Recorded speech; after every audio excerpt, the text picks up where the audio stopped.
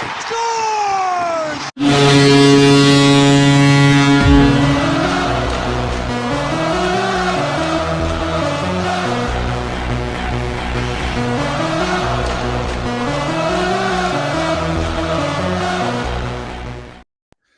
Welcome into another episode of What's Bruin. It's a little later than normal, but the Bees are on the West Coast. We got 2 hours until game time. It's Chris and Gayle. Hey, Gayle, you excited for this late game? Sure. Against the Ducks? Absolutely. At least it won't be as boring as the Carolina game. Oh, my God. I almost fell asleep during that one. Well, we were kind of talking about it, offline. It's just they're so boring to watch. So brutal. I really don't want to play them in a 7-game series just because I actually want to watch and enjoy the series. Yeah. Let's not get ahead of ourselves yet. Dom says it's 8 p.m. and there better be chocolate chip cookies. Actually, Dom, I tried to send you cookies a while back, but anyway, there's always cookies. We like cookies. Dom, happy birthday. Yes. Thank you for reminding me. I knew there was something else on my list of things that I didn't remind myself for, but yes, happy birthday to you, Dom. Absolutely love the picture of you and your grandkids. Fabulous photo. And hopefully your family is all well during your birthday as well. But yes, 8 p.m. Bruins talk, cookies. Hopefully Kevin's around too. Yeah, there's so many places we could start. I don't know where I want to go first. With you, obvious. Let's start with McAvoy. Okay. Ouch. Yeah. That's the first thing I can say is ouch. Yeah. Did you see the super slow motion where you could see his teeth come out? Yes. Talk about spitting chiclets. Right. I think I texted you when that happened and I said, that looks like a broken jaw. Right. Well, especially because NESN didn't replay that angle. It was only Sportsnet. And thankfully, Sportsnet put it online because us in the U.S. didn't get to see it. Sportsnet gets the best angles. Well, shame on NESN for not including it. Well, but they would have to get, so where their cameras are, that's the thing that people don't understand. NESN has their own cameras, and where they're getting their cameras may not be the same angle that other venues get. Trust me, I've been in the truck. I know. I know. I'm just saying there's got to be a different angle that NESN did not send out there from all the cameras that they have in there. There's got to be something. But it could be that, I mean, certain sports don't like to show certain injuries, so that could have been part of it. That could be it too. I can't speak for my former employer anymore. And I wouldn't ask you to. Yeah. That's just, it's unfair to you. It's unfair to them. Right. Like you said, the cameras are everywhere, but Sportsnet always gets the best angles. They do. It is what it is. NESN, pick up your game a little bit. I think it's fair for me to say that at least. Yeah. All right. So he underwent surgery today. Yeah. We still don't have a timetable for his return. Well, we don't even know what surgery he had. Well, right. I think, I know some people are sitting there going, why not? Why don't we know? Why don't we know? How much swelling do you think his face is under right now? Right. Like, they're not going to have an idea until the swelling goes down. As soon as the swelling went down, they said, let's go in with a knife and fix everything and bubble it up some more. So, we probably won't know until what, Friday? Maybe? I mean, I guess it depends on when the surgeon feels comfortable talking about it, because that's usually how the Bruins roll, right? They usually will not put out a statement until the surgeon is ready to discuss the actual procedure. The fact that Sturm said it in his availability today, that he was home recuperating from facial surgery, that's all anyone knows right now. Yeah, and ironically, all he said was facial surgery, not jaw surgery. So it could be the way that it hit him. It was like orbital bone. You know what I mean? Like, we don't know what it was. It could be way worse than we think. It could be just simple. He had to have some teeth removed. And, it could have been that it shattered his cheek. And while they can't do anything to fix it, they had to go in and take out pieces of his face. Kenny, all I know is I'm throwing the cage back on my helmet during beer league. And he's not. We were talking about this at work today. Like McAvoy is used to wearing a full shield because he played, NCAA hockey. Yeah. So I wouldn't be surprised if there's more facial injuries if the league didn't put it. I mean, because you got to think about it. At first, it was, the no helmet. Then it went to helmets. Then it was the shield was grandfathered, and like the half shield, the visor.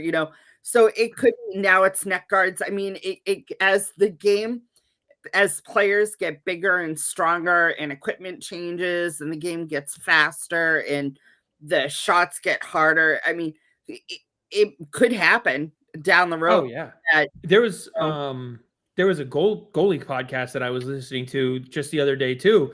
And obviously we also had Jeremy Swayman get hit on the dome with a shot, and he was real freaking lucky that helmet was on because he got the nice little elbow there to knock it off. Right. But I mean, think about just the technology that has already been advanced in the game when it comes to like skates and the cut free socks and stuff like that. But like we haven't done any advancement in the technology for a goaltender's buckle to keep their helmet on. I granted we haven't really needed to, but like at the other thing is too, though, is that sometimes you want the helmet to come off. Well, that's the thing is you got to balance the safety of, how many times have we talked about a goaltender who's like visibly shaking it off, but you're like, they're shaking it off because it's dislodged and they can't see, which is more unsafe than knocking it off. Right. So, there's got to be somebody who's looking at the advancement in just the whole helmet and all that stuff. And I think you said goaltenders will absolutely, because of the full mask, have a say in how that develops as well. Especially if they start to get penalized for it coming off. Right. And obviously there's different scenarios, if like with Swayman, if that just gets knocked off, that's not on him because he got hit with an elbow. Right. But if he shakes it off, there's a little bit difference there. It's going to be tough. It's going to be hard to determine why a goaltender is shaking off a helmet, right? That's what I mean. It's going to be tough. There's going to be a lot of, I mean, we're still trying to figure out what goalie interference is for the most part. What I was going to say too is when they're deeming it okay for a goalie to dislodge his own net, you know what I mean? Like those rules have changed over the years. Yep. And then even just, what was it, 2 weeks ago, we had the overtime goal in Nashville where the goal was knocked off and it wasn't anywhere near where it should have been. And they still called the goal. Correct call. But, it's going to have growing pains. But ultimately, in the long term, the league will be safer because of it. I would not be surprised if, because he's used to a cage, he's used to the facial protection, McAvoy pushes to come back sooner with facial protection. Well, and we're again, a ways it away also depends on the injury. Yeah, I was going to say, we're just a ways away from it. If it's closer to the eye, he may not, because his vision could be, like if his eye, you know what I mean? So I think it really depends on what the actual surgery and injury is. Like it was different with Char when his jaw was wired shut. Number one, it was the playoffs. Number two, it was his jaw. It didn't impede his eyes, his eyesight, the movement of his face. Like it didn't impede the way he could play the game. So now, I think that, because a lot of people, as soon as they saw Charlie take the puck, a lot of people like incoming Char. You and I talked about it. And obviously it depends on the injury. If it's an injury like that, then yes, I can see McAvoy being like, all right, let's go. This isn't impeding the way I can play the game. Again, it's not the playoffs either. So I'll put it this way. There's no reason to rush players back. I think regardless of what the injury is, he's out for at least 3 weeks. That's my thought. One, you have no reason to rush him back because he's not a 38-year-old pushing through a playoff run. it's a very different, and yes, I agree with what Ian's saying. Chara is a different breed, but McAvoy does have a little bit of that in him, where if he could play through it, he would. But there's no need to rush him. You're 20 games into an 80-game season. You're going to likely make the playoffs. You want McAvoy for the playoffs. Let him get healthy. And the other thing is, too, is yes, Chara is definitely a different breed when it comes to health and his body and everything else. But again, it was the playoffs. It was the 2019 Stanley Cup. So it's not like... Wasn't it the finals that happened in, too? Yes, right. Yeah. So that's what I'm saying. So it's not like... It's not game 23. There's a difference between I've got 80 games left in my season, right, and I have 3 games, and if we win, right, I could contemplate retirement. Right. So, and that's the thing, like you look back in 2013, game 6, Patrice Bergeron against Chicago, when he had no business putting on the skates with his punctured lung, broken collarbone, fractured rib, all the things that he had wrong. If it was the regular season, he would have been in the hospital, not on the ice. Yeah. Ian says, if I took that shot, I would retire. A lot of people would. Yeah. And I think it's going to be at least 3 weeks minimum. We'll get a little bit more clarity once, like you said, they kind of go through what the surgery was, and they know how bad the recovery is actually going to be. We know that Michael Callahan was recalled from Providence to come on the road trip with him. Perfect move. You can disagree. I think it's a perfect move. I'm saying I'm not sure. I can't disagree with it because he's absolutely been the best defender in Providence, other than when it was Jonathan Aspero. But now you only have 2 right shot defensemen on your entire roster. You only have Jokiharju and Peak. Now, that might be enough because Aspera can play on the right side, and I know he was partnered with Zadorov on the top pairing. You got 2 left shots there. Like, it might be enough. I just don't know. And so I was a little surprised we didn't see a right shot like Billy Sweezy get called up. Okay, but I'm going to play devil's advocate. So Hampus Lindholm moved up to the first power play unit, and Lohrei moved up to the second power play unit, right? Yeah. That's where your defensemen are taking most of their shots, is on the power play, than on, moving the puck up ice. Yeah, you're getting some movement off the blue line, shots-wise, but not as much as you are on the power play. So I don't think it matters that much. We're not talking forwards. We're talking the blue line. And I think with McAvoy out, the biggest concern was defense, not offense. Right. And that's why I'm saying, like, I don't disagree with the move because, again, he's been their best defenseman all around in Providence, one of their best. He's also, when it comes to the remaining guys that you could call up, far and away the next man up. Mm-hmm. I'm just curious because we've only seen spot games here, spot games there. I think we've only seen 2 games this year where they have 4 left shot D. Again, it might not be an issue. I'm just not sure that it won't be an issue. So I want to see how it unfolds. I'm not saying it was the wrong move. I don't know.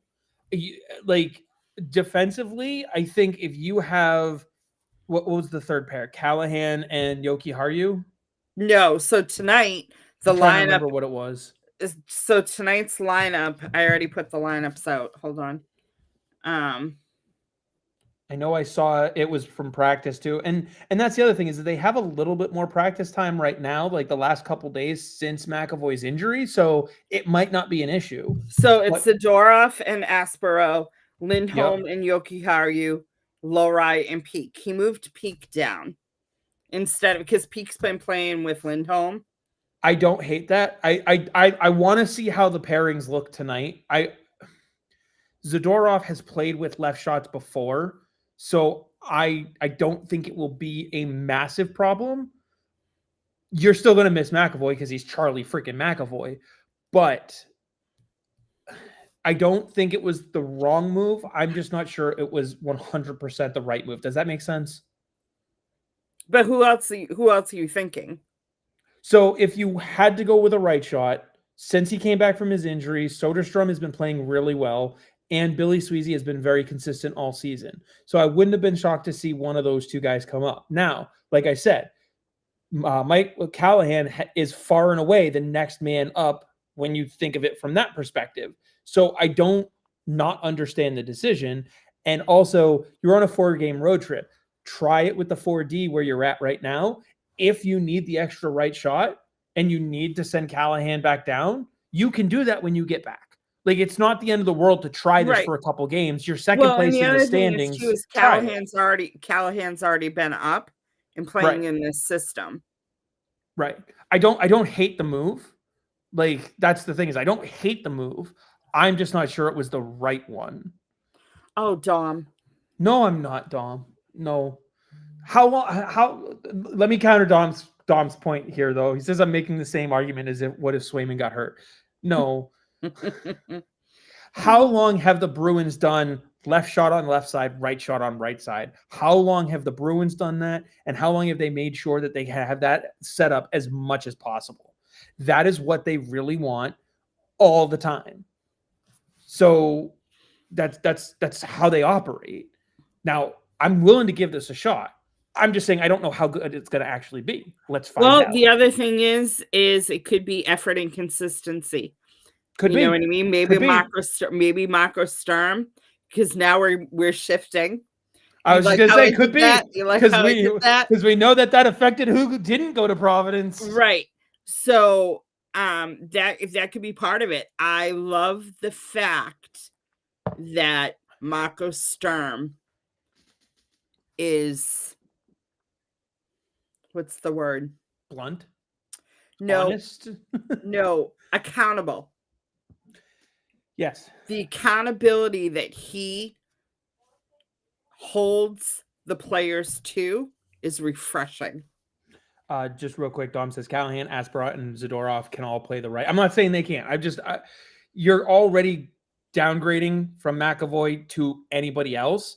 So now you're downgrading from a right shot to a left shot. I'm just curious to see how well they do it at the NHL level. That's where I'm at. So,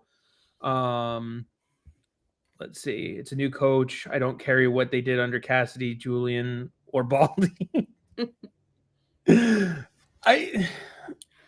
You know what, Dom, I agree with you, because I think seeing Sturm and hearing Sturm before games, after games,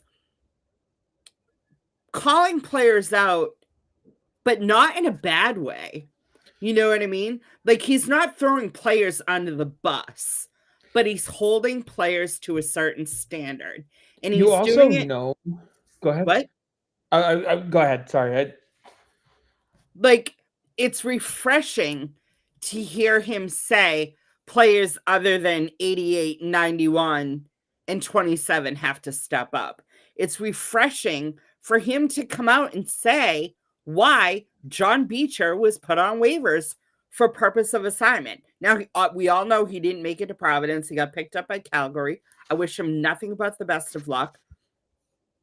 But there's a reason they chose to put Beecher on waivers than Vial. And here we go. Didn't even make it to Providence. He didn't even make it past Calgary first on the waiver wire, which is fine. Well, Calgary, but you know what? Calgary needs the help. And if it gives Beecher that fresh start, and it gives him the opportunity to play on a consistent basis, then no offense, take the 900,000 and run with it. Oh, for sure. No qualms on Beecher for doing it, for Calgary for taking him. The other night was the first game for their fourth line center. Beecher's pretty much an automatic upgrade. Right. Like, they're dead last in the league. They're trying to figure out what they're going to do going forward. And Beecher was the right guy to cut. Like, yeah. And I've been saying that since before Marco Sturm's comments about him, but also with Sturm, especially with that quote, like, some people are going to look at it and be like, oh, he's kicking a dead horse while, whatever, like while he's down or whatever. It's very clear when Marco Sturm says something to the media, it's been said over and over and over again to the player, not just one-on-one, but in the locker room, in closed doors. And he's basically told him, like, I have told you this so many times, it's getting out. Like, I don't care anymore because you're not doing what you need to do. Well, and because it's not like Sturm hasn't said it from the beginning about players getting on the bus. Yeah, well, we know someone who wasn't on the bus. He's talked about it from day one. He's talked about it from jump, that the players have to buy in. Now, we all gave everyone a little bit of leeway, learning a new system, new coach, everything like that. Yeah, I'm with you, Dom. We talked about it. Never would have re-signed Beecher. I didn't have a problem with them signing him for $900,000. I didn't hate it. Because you and I have talked about this.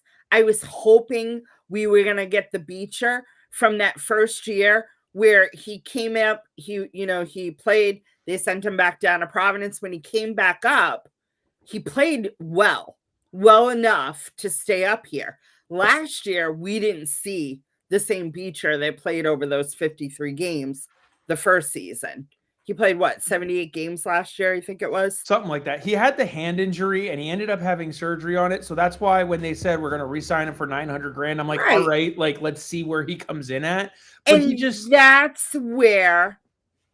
that's where Marco Sturm's comments come into play.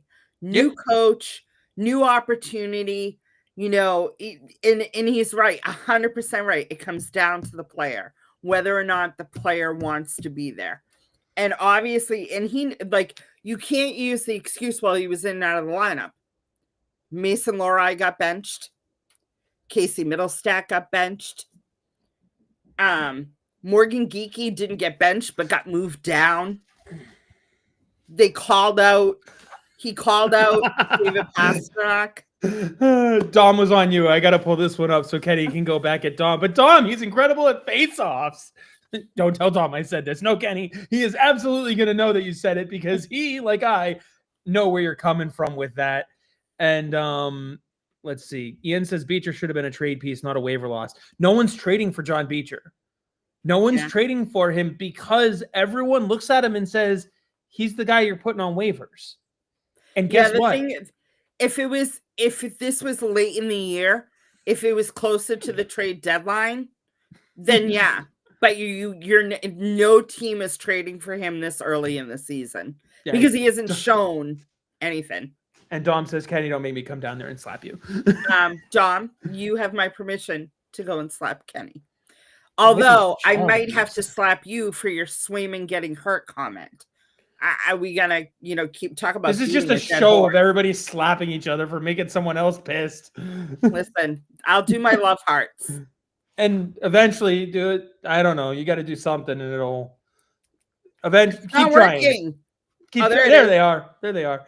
No, it just, I wouldn't have been upset if they didn't re-sign him regardless of the hand injury. But also to those who say he was in and out of the lineup, he played 6 games.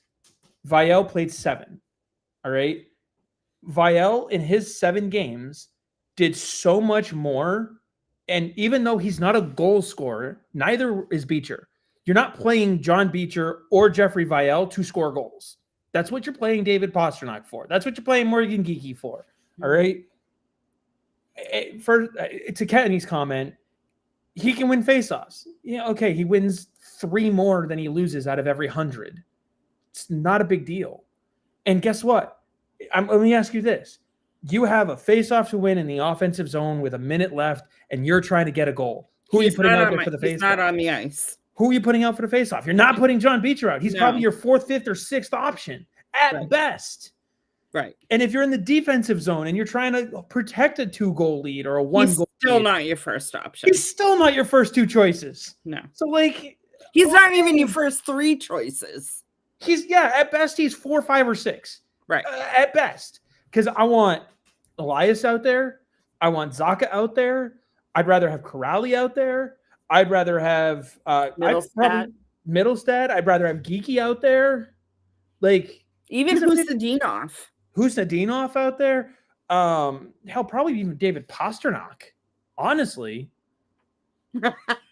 I always love it when Dom takes a shot at the Leafs. The Leafs would have given a first for Beecher. Oh wait, Can they we don't talk have any. about since John brought up the Leafs? Dom. My God, Leafs fans just they're so pissed that they don't have Marner as a punching bag anymore. So they've moved on to Brandon Carlo. Yeah. Some of them legitimately want to fire Craig Berube too. Yeah. Which, like, why? You were so enamored to have him last year. Yeah. And it's hilarious though. Like, they don't have Marner as a punching bag to blame for all their problems. So, and he wasn't even the problem. Right, but they that's the conniption they're having. Let's blame the guy that's not here. They are look, do I feel bad for some Toronto fans, like the reasonable ones? Sure. I don't feel bad for any Toronto fans. But for the most part, no. There's like maybe two. Yeah. You know, like and I'm not saying I feel bad because I want them to win. No. I just think it's funny and you know, I mean, like, do I feel bad for Florida being in 6th in the division? No. Oh, and by the way, E2 Luosterainen just got burnt by his.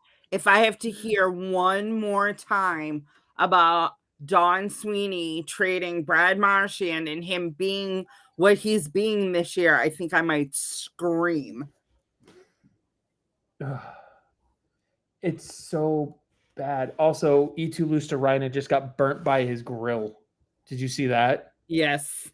He's now, I think he's listed as week to week because he got burnt by his grill. Like, Florida is in it right now. Barkov down, Tkachuk down, Nosek down, Gadjevich down, Kulikov down, Luosterainen down. Like, I don't see a three-peat. Oh.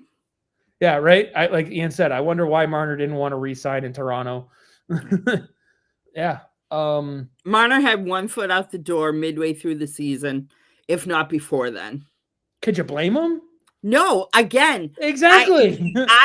I wanted Marner. You know that. I talked about it all off season that I was or before the off season actually, because I mean the move happened so quickly. Yeah. I wanted Marner. I love Mitch Marner. I think out of that Toronto Leafs core 4, either Marner or Nylander are the only 2 I would ever wanted to have seen in a Bruins uniform. I would never want to see John Tavares in a Bruins uniform, and I don't want Austin Matthews.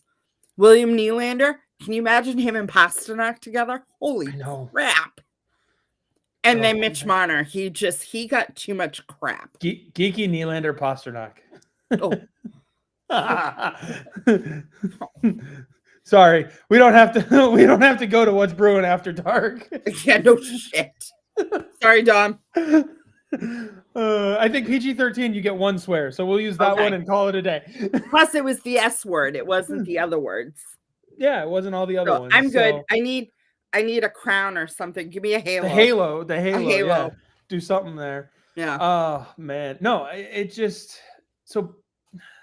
I just sit here and I go, back to Beecher and Vial. What did Beecher do so well that he was worth being the one that you kept? That's what I want to know. What did he do so well? Because even if you want to talk about penalty kill, it's still not. He hasn't reached 10 minutes on the season. He's not playing the penalty kill. That was one of the reasons that at the beginning of the year, when Beecher got kept over Patra or Beecher got kept over Tufte or whoever, it was, because he plays on the penalty kill. Okay, but even when he was on the penalty kill, though, he wasn't doing a lot. He wasn't like, when he was out there on the PK, it was a weaker PK than when he was. Right. So, like, he didn't help you. No. Did you see, where is it?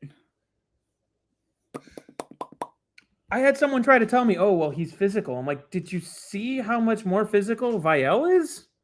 Yeah. Like, I know hits isn't the most, like, accurate statistic, but they're not even close. when you look at like Vial is averaging like 2-3 hits a night. Beecher's at like 7 on the season. Right. Like, no, actually, no, he's averaging more than that because he's up in like the 30s. So he's played 7 games. He's averaging 24 hits a night almost. I gotta go find it.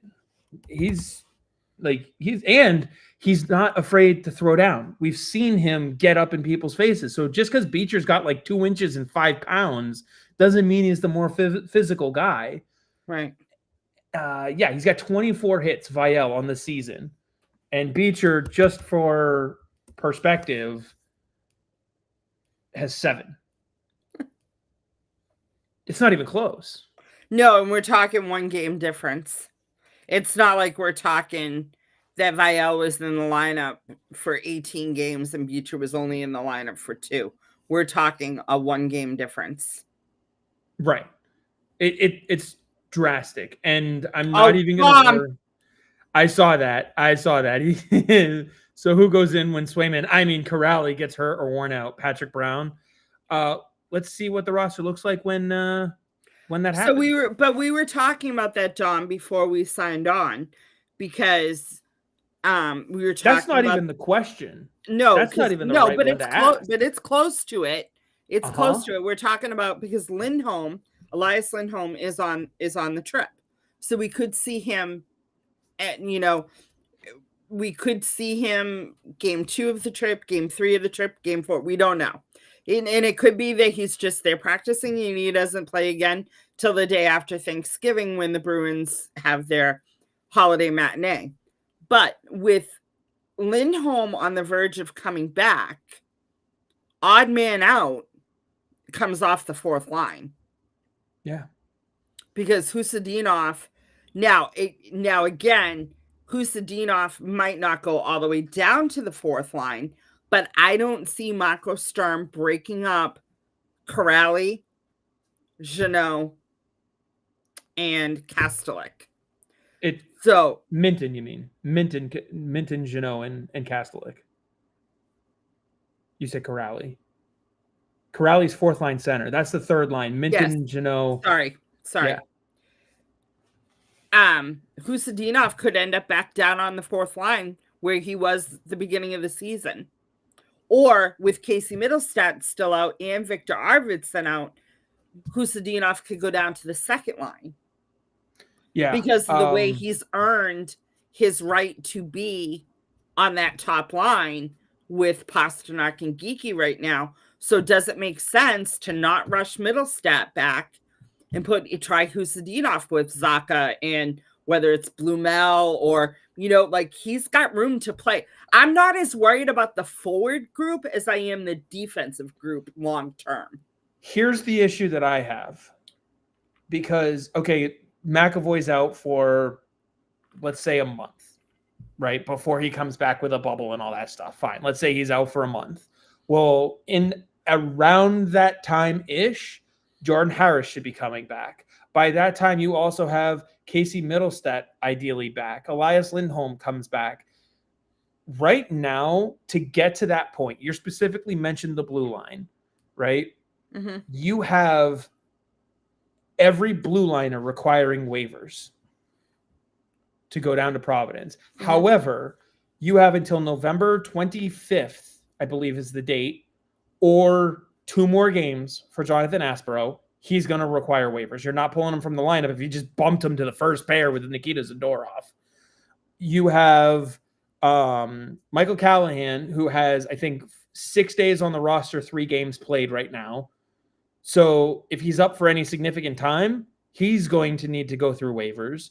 And Jonathan Aspero, who's played 7 games now and has, I want to say, 21 days. I could be off a little bit on that, but he's getting up there on his 30 days for waivers again.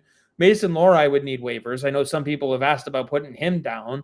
What do you do?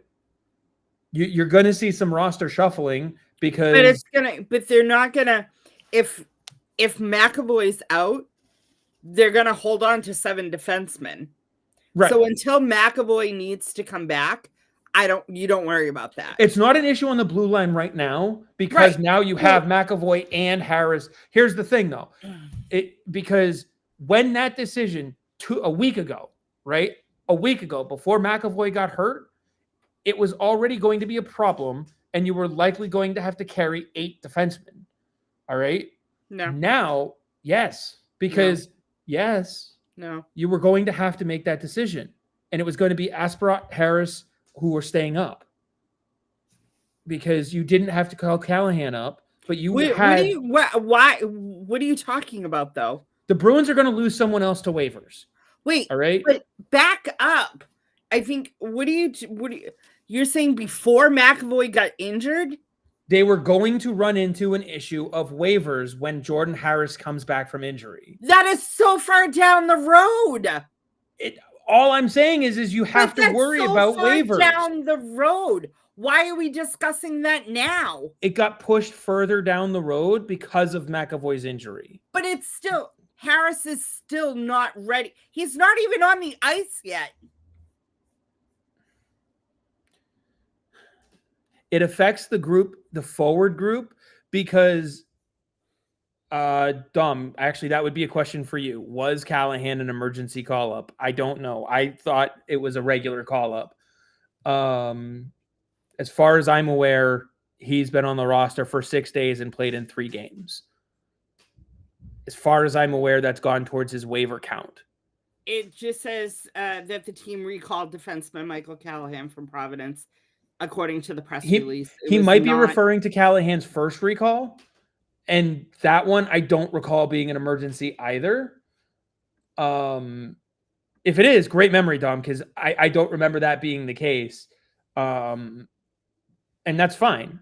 Then that means his waiver clock just started, which is good.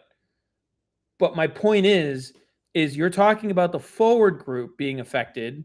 Well, you already have Alex Steeves, who's approaching the 10-game mark, and he will likely get there. All right? Blumel, I'm not that worried about. In fact, I could see him going back down to Providence as soon as they get back from the West Coast trip, unless he really turns things around. Blumel's probably the odd man out on the second line when Elias Lindholm comes back if he comes back on the trip. You could easily do a second line with Zacha between Hustadinov and Steeves. That would be my second line. It wasn't emergency in October either. It was just because they placed Harris on IR and recalled Callahan. That's what I thought. Yeah. So I just went back and found the old press release. So before McAvoy got hurt, you were already going to have to make a decision whether or not you wanted to carry 8 defensemen. They never carry 8D. They never carry 8D. They also never play with lefties, 2 lefties on the same D pairing. So as Dom said, we don't have to carry it over from one coach to the other. So they could have. They were going to have to make a decision either way, whether they carried AD or they put someone on waivers. They were going to have to make that decision. They now have to make the decision on 2 players because 2 defensemen are going to require waivers and 2 forwards will likely require waivers. That's where I'm going with it. So it's going to be an issue. I'm telling you, yes, it's a few weeks away, but how they juggle the lineup and who plays well is going to dictate who gets waived in 4 weeks, in 5 weeks. It's going to be a thing. You can roll your eyes or get a headache all you want because I'm talking about it 4 weeks in advance. But why are we but we're talking about a month and a half from now, when we haven't even seen what this lineup is going to be long-term without Charlie McAvoy. We barely know what it's going to look like short-term. But let me ask you this. Is it a bigger problem if they look good, or is it a bigger problem if they look like dog shit without him in the lineup? Oh, Kenny, it's going down. Says, Dom slaps me, Gayle slaps Dom, and now Gayle slaps Chris. Let me know if I'm forgetting anyone. Kenny, I want to slap Chris half the time we're on this podcast. I love him to death, but he's infuriating sometimes. Here's the thing. When you're looking at it from a hockey perspective, you have to think about that thing going forward, the whole roster. All right. No, you don't have to make the decision today. I agree with you. It's not a decision that you have to make today. All right. But when people are sitting there going, why isn't this move done? Why isn't that move done? Why isn't this move done? You're not going to make a move until you absolutely have to. But right now, over the next 4 weeks, what you need to look for is, do they send Alex Steeves back down before he hits the 10-game mark? How long do they keep Matej Blumel up? What do they do on defense between Callahan, Asperat, and Harris is the other one that was on the bubble coming into the season? Like, how do they handle the next 4 weeks and these players playing in games? Because there are 2 clocks ticking for these players, 10 games played or 30 days. So that's going to tell you where they are at with some of these players. That's what I'm getting at.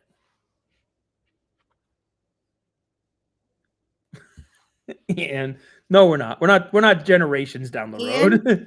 I'm not going to slap you. You're getting love hearts. This is if we're not talking about when Pasta's kid gets on waivers. Dom says, I understand your point, but if the team is really worried about it, they can work around the waiver thing. They can to a point, Dom. Mm-hmm. The clock will run out before they start getting these players back healthy for most of them. So that's why. But thank you for at least getting where I'm coming from. I get where you're coming from too, but I don't want to talk about it right now because I haven't even seen. I've seen this much of Blumel. Yep. 1 game. I know. I'm not worried about it after 1 game. I don't either, but he's only got 9 left. You got a 9 game. Huh? I said, you only got 9 games left, and he's on this 4-game road trip. So you're going to blow through half of them on the trip. This road trip's important for Matej Blumel. Who's to say he's going to be in the lineup every night? Okay. If he's not, what does that tell you about how they think he's playing? That's my point. That's the point I'm trying to make. Watch what they do with the lineup. It's not necessarily that. It could be that if it's 10 games, he only gets 2, then they save 8 games. Yes, I agree. It may not have to do. The Bruins don't necessarily go, oh, it's the way they're playing. They also look, don't you think they have people that look at that, as Dom says, that they can work around the waiver thing by going, oh, well, we're going to. That's exactly the point I'm trying to make. People need to pay attention to how they maneuver around the waivers. That's exactly what I'm saying. But that's not what you said. That's exactly what I'm saying. But that's not what you said. No, I'm outlining why you have to pay attention to it. But you're going around this without going this way. No, I'm not. Yes, you are. Because when I said that they have to worry about it, you rolled your eyes at me. Because you did. You never. Kenny, who's slapping who now? Because you never said until now you have to pay attention to this, this, and this. You went. I said it 4 times. No, you didn't. You said, I'm gonna hit you with Kenny. Who's slapping who now? Never underestimate Evan Gold. I'm not underestimating him. I'm not. All I'm saying is it's worth watching.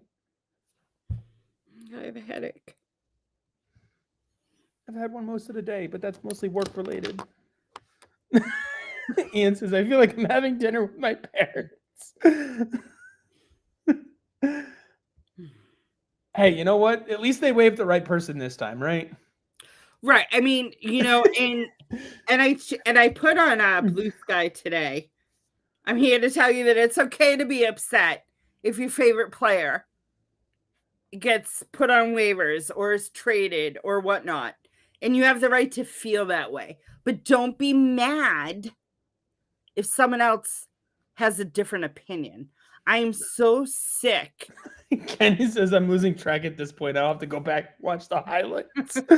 Kenny, I'm losing track and I'm on it. All I know is I'm getting slapped by at least 3 people. Mm-hmm. Ian may come through here and slap you if he feels like he's watching his parents. No, but seriously, like, I know there's people out there that absolutely love John Beecher.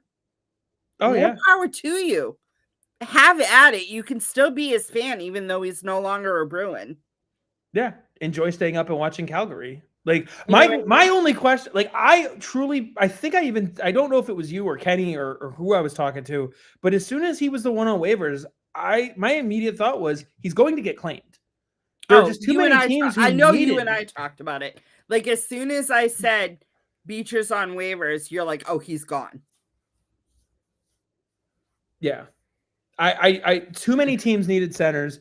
Dom says, by the way, off topic, I had to change the Bruins Canes game from Nesson to the Canes broadcast because dining playbook came on. Listen, Dom, those of us in the market don't have that choice.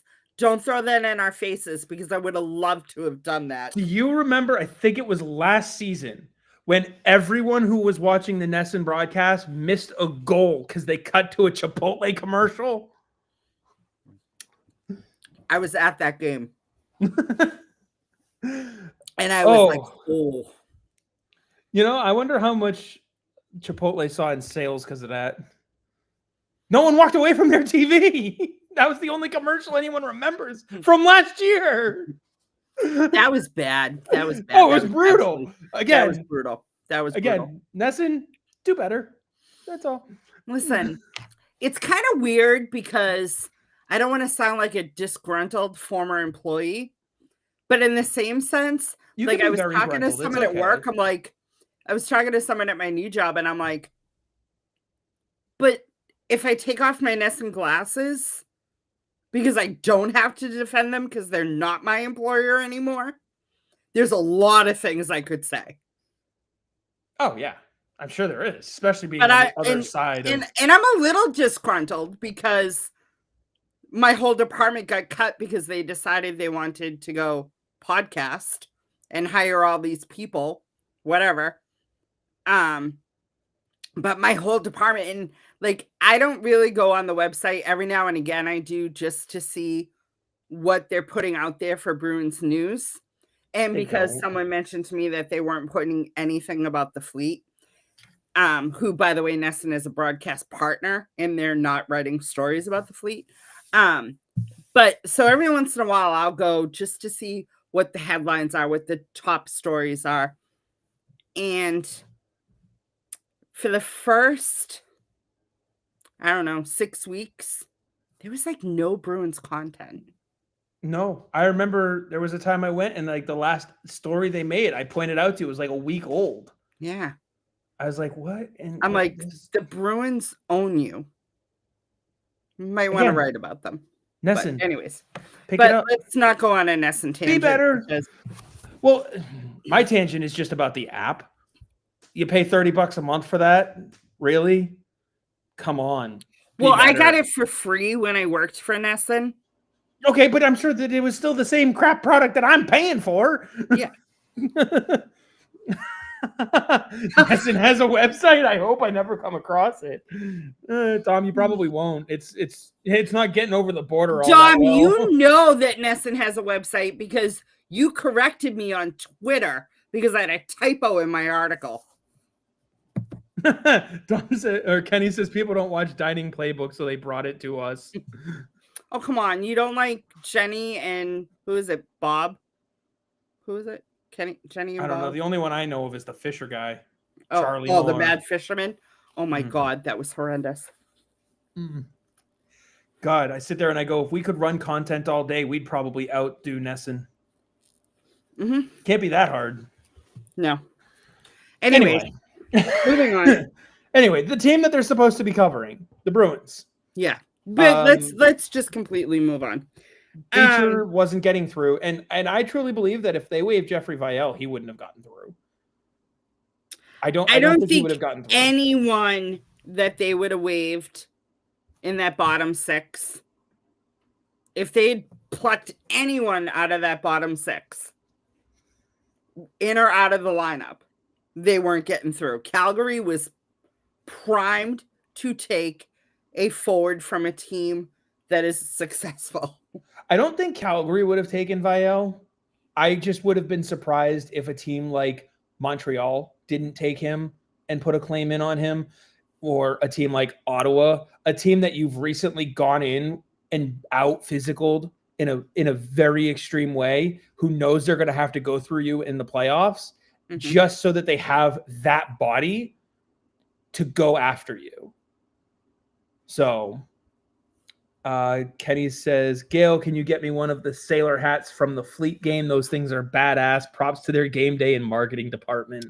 It's the first game, right? Something like that. I will be there opening day in the press box. I will be pretty much at every Fleet game. But I will definitely talk to Faith about it. Dom see if says, I can get one. If he wants to know if he can tell us something Kenny will like, I'd be intrigued by that. And I like Ian's comment. No offense, but can we put Nesson on waivers? The only reason why I say no to that, Ian, is because they carry the Bruins games. It's the only thing they're doing well. I guess the Red Sox broadcasts aren't bad either. I just don't watch them. I just don't watch them. Although, speaking of Kenny's comment about the marketing department, have you seen the duck masks that the Ducks are giving out a lot of? No. Their marketing department is going hog wild on duck masks this year. And it's hilarious, but they're everywhere. Granted, I don't know how much you stay up and watch the Ducks, but they're really trying to lean into the duck bill.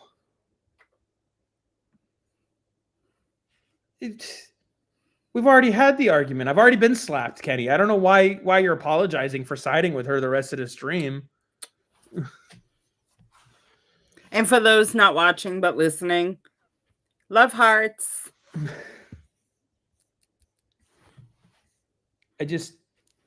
Anyway. Dom, so what are you going to tell us? Yeah, what are you going to share? I miss story time with Dom when Dom would tell his stories. Let's go back to I do want to go back to one thing about Nesson. Unobstructed views. Watching Andy Raycroft, Patrice Bergeron, and Tuukka Rask, when they start talking about the actual game, that is the best thing ever. I hate to say it, but it's better than the regular broadcast. Oh, it's 100 times better. And not that Brick's knowledge isn't good, because Brick is good, but Brick doesn't get the opportunity to talk because Surratt won't shut up.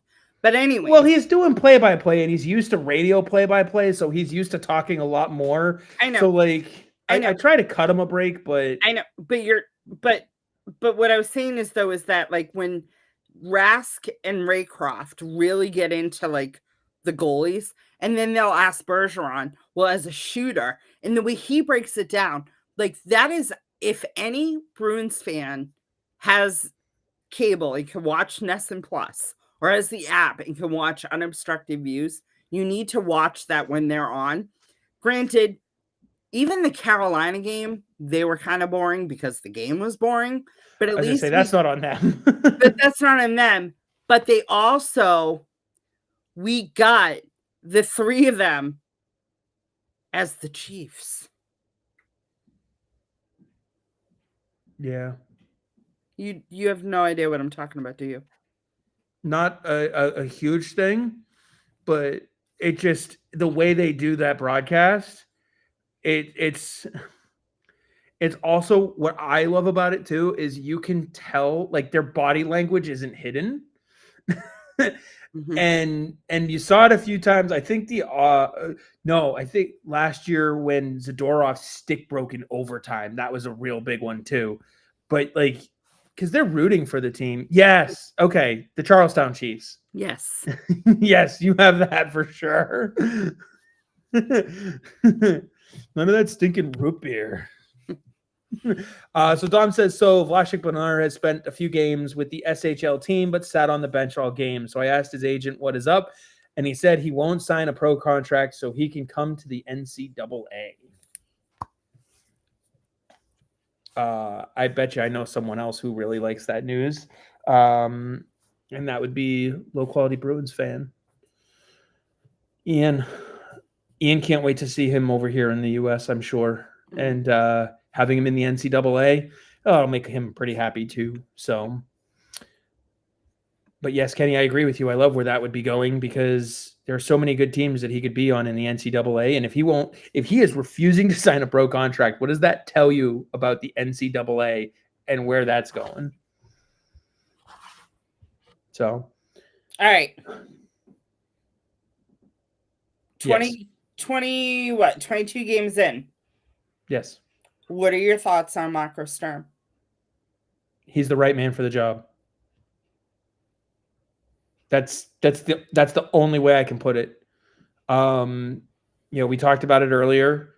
He is holding players accountable, but he's doing it in a way that is professional, that is clearly behind closed doors first. No one heard. So you remember that clip from Behind the B from the Ducks game where he goes off on the team in the locker room, the infamous one that's now out there. That didn't granted, some of that's on the show for not having released the clip until they did. But we could have easily heard about that rant the next day, 2 days later. That's all staying in-house. It's all staying in-house until it is released by a leader. And every single person who is speaking on anything like that, they're being honest, but they're being calculated honest. And that starts with Sturm. Because coming into the season, what did we all say about the press conference with ownership and upper management? It felt like the most honest press conference in a long 100%. time. 100%. And yes, Dom, Steve Spott has been a massive addition to the power play. And that was the guy that Marco Sturm brought in. So for Marco Sturm to have nailed his coaching hire, even though he only got one, he hit a home run on that one. And he has pulled every string correctly along the way. Even though he only had that one hire, the fact that he got his other coaches to buy into his system as well.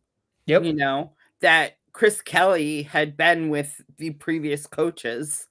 It goes to show you. I mean, obviously, you can't talk about Goalie Bob because Goalie Bob is Goalie Bob. You know what I mean? But you look at the coaches on the bench, they're buying into it just like the players are. Yeah, and I like as well, I'm glad you mentioned Goalie Bob too, because we've seen in the past coaches pass blame, if you will, is probably the right way to put it, to Goalie Bob. Oh, that was only Jim Montgomery. You can say it. It was only Baldy. We've seen some coaches maybe take more accountability than they should when it comes to goaltending decisions. Bruce Cassidy. So I think Marco Sturm... Why aren't you saying their names? It's not like they're going to fire you. Jim Montgomery, Bruce Cassidy. Come on. Bruce Cassidy had too much piss and vinegar as a coach when it came to his players. And Jim Montgomery had no accountability when it came to his players. We can say that. I think Sturm is the right mix. And it's been working well. So I think he is the perfect blend right now of Cassidy and Baldy. I don't think he's a blend. I think he's Marco Sturm. Well, I meant as far as his style. His style is a blend between the two, and he has found the right balance, and he's doing it his way. That's the best way to put it. So speaking of, but you brought up situation. Ian. Before we get to that, you brought up Ian from Short Shift. When I was listening to their pod last week, stellar pod, by the way. If you don't listen to them, you should give them a listen because they're phenomenal. Dom put the grandson to bed for that one. Yeah. But they had What's Bruin after dark? Thomas. It was Thomas, Ian, and Andrew wasn't on. They had oh my god. Ace, thank you. I'm drawing. I kept wanting to say two pad stack. Ace from Two Pad Stack, which also, again, part of the pod family. Two pad stack. Thank you. But so one of the things that they brought up, and I was like, it really hit the nail on the head because it's so true. They were talking about Andrew Peeke, right? And I don't remember if it was Ian or Ace. I don't remember which one of them said it. But one of them said that what they love most about Andrew Peake's game this year. I'm not yelling, Kevin. What they love about Andrew Peake's game this year is that you're not hearing his name on the broadcast. Which is exactly the role and what was always so good about Brandon Carlo. Right. Like you'd almost forget that they were playing because they were just out there doing their jobs. Now, that being said, and I will say I agree with Court Lalonde a bit. There have been times where Andrew Peeke has been massively out of position, but so was everyone else. So like, right, but it wasn't entirely on him. But that was during the 6-game losing streak. He still does it once in a while, but it doesn't come back to bite him in the ass the same way that it did during that 7-game streak. Right, but that's what I'm saying. Like you could say that about the entire team.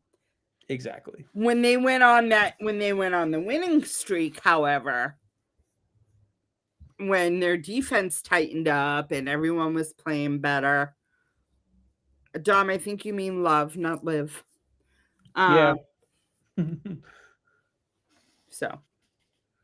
Let me see.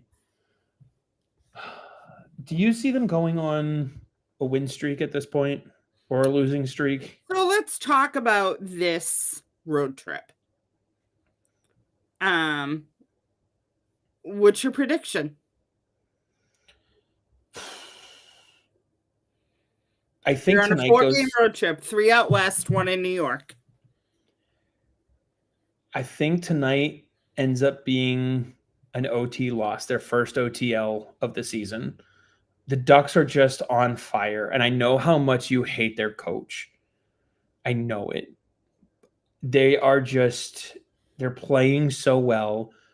I'd be willing to bet it's Dostal in net again. He's playing outrageous.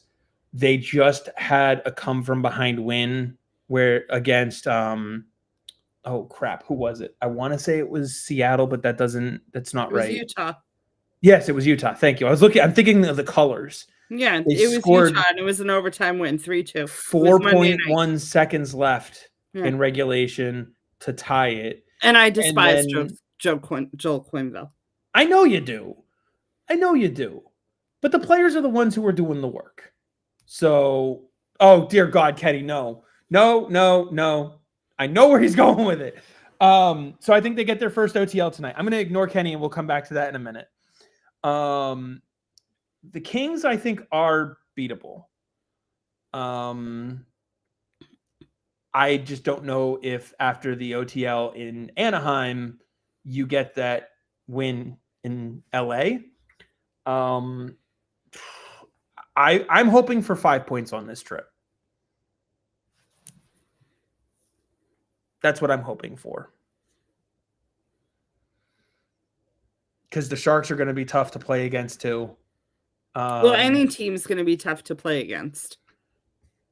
Yeah, I just think that the speed and the skill that the Ducks and the Sharks have, but the Bruins also have a lot more youth now because of the injuries, so they have a little bit more speed. They may not have the skill of Malcolm Celebrini and stuff like that, but I think a lot of it. I think it's going to depend on how well this defense plays without McAvoy. That's the worry. And how Sturm reacts. Like, how long does he experiment with Peeke down on the third pairing, Yoki Haru up on the second pairing? Like, does he move people around mid-game? If they're, you know what I mean? It depends on. So, I think that the Bruins culture is rearing its head, right? After that first long streak of losing. I think that they definitely have the mentality of, we're not going to have that type of streak again. Right. So they beat Montreal. They lost to Carolina. Do they lose against Anaheim and come back and win against the Kings? Do they lose to Anaheim? Do they win against Anaheim, lose, win? You know what I mean? Like, right. I don't know. That's why I'm saying, like, 4 games, possible 8 points, come away with 5, and it's a win. Right. Because of how banged you home the way they did that first road trip, winless on the road trip. No. I think at a minimum, they get 1 game. At a bare minimum, they get 1. I think it also depends on when they get Lindholm back. Yes. The lineup is going to be huge. If Lindholm, because we know Lindholm's not playing tonight, right?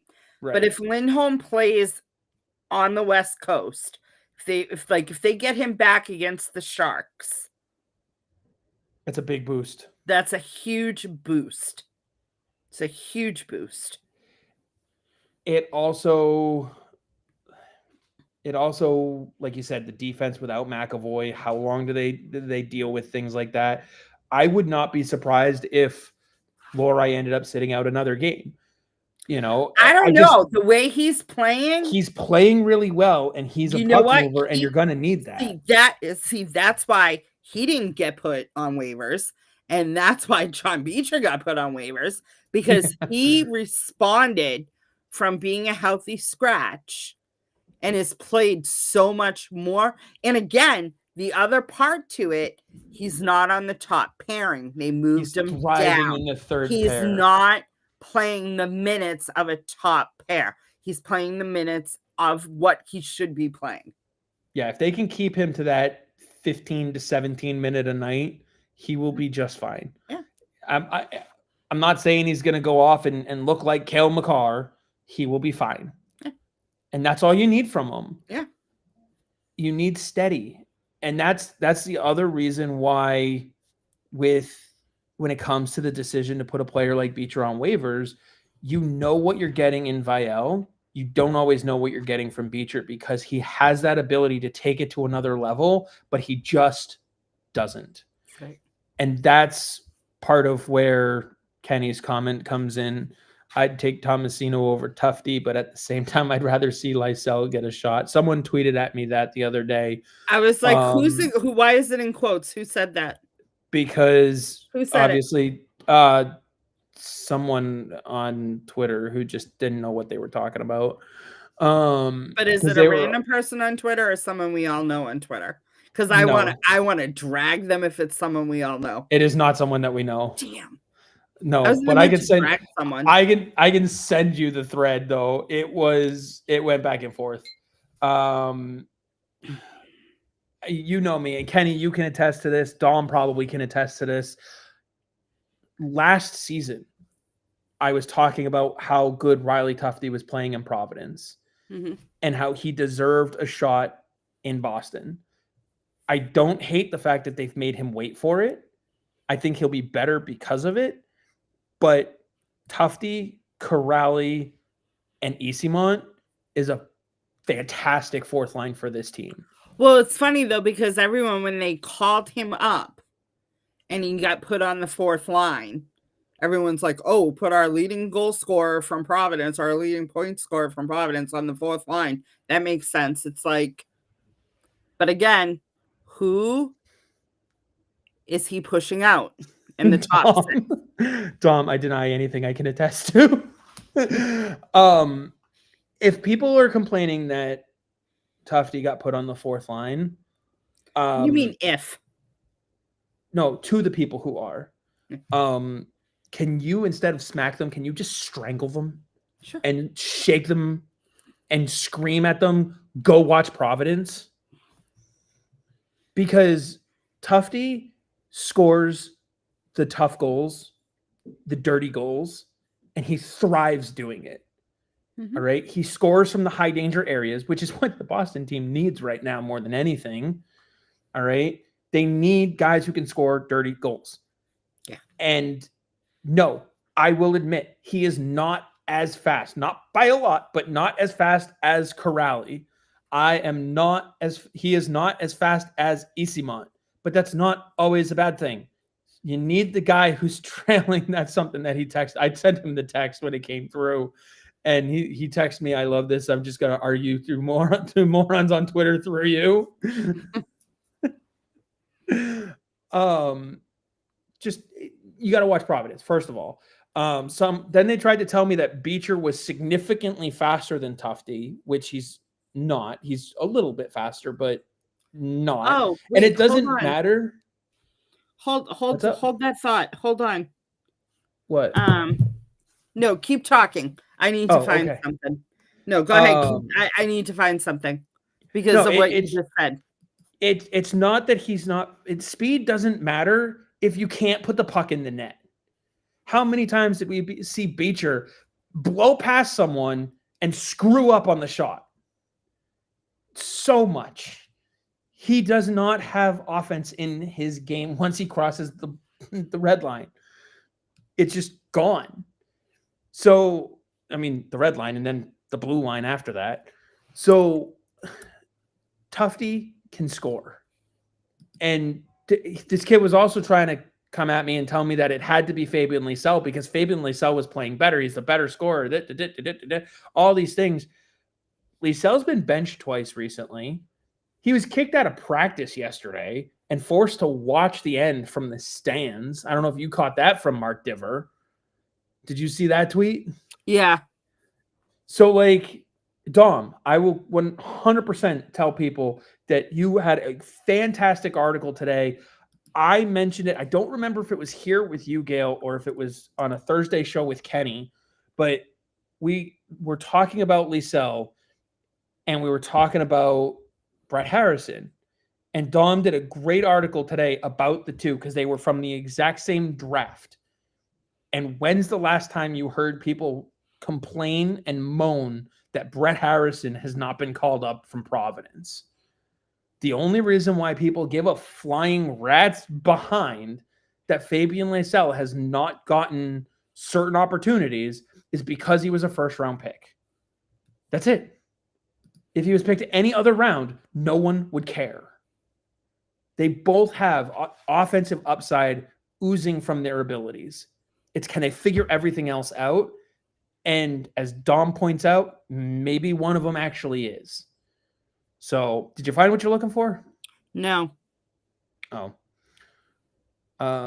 Kenny says, damn, can't type for where is Grammarly when you need it. What is it that you were looking for?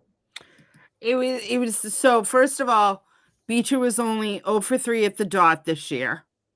Only 0 for 3, yeah. Which means, hold on, what does that tell you about how Marco Sturm feels about him at the dot? He doesn't want him taking faceoffs. No, there was something about his time, his speed, because you brought up speed, and someone wrote about it, and I can't remember who. I thought it was Fluto, but I can't find it. But he lost speed. Beecher? Yeah. He's not that much faster than VL right now or Tufte at this point. He has been faster than he is now, but it's noticeable. And I don't know, maybe it's effort. There it is. So this is from Fluto. When did he write it? Huh? When did he write it? It was before he got claimed, actually.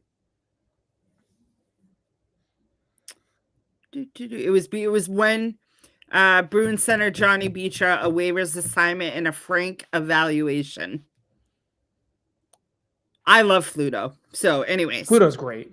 The 6'3", 220-pounder has the size every coach likes. He skated with an effortlessness that caught opponents by surprise with how quickly he closed. Teammates used to remark at how easy Beecher made his speed look. On March 14th, 2024, the then rookie topped out at 23.64 miles per hour. This placed him in the 98th percentile in the league. But Beecher's biggest asset has gone elsewhere. This year, he maxed out at 21.90 miles per hour on November 4th. Is that from NHL Edge? No, it's from The Athletic. It's from Fluto. No, I know, but doesn't NHL Edge track speed or something? Oh, I don't know. He does. He doesn't cite it. He didn't cite it. He just. I'll see if I can find it. There's no link out. Like most will say because will give where they got that number from, but I don't know where he got that. What was the number though? The speed at Beecher topped out at 21.90. Tufte is topped out at 20.32, according to NHL Edge. And just for the giggles of it, Jeffrey Vial 21.10. So minimal difference between speed for Vial and Beecher. So you can't even use speed as a reason to have kept him anymore. Right. Especially when the speed only matters if you do something when you get there first. Like Vial, even if he gets there at the same time as opponent, he's been more physical and has won the puck battles. Beecher could get there first by half a second and still lose the puck battle because he wasn't playing with physicality. Kevin's jumped in, though. He says, since our last discussion, I must say the Bruins are surprising me with their resiliency.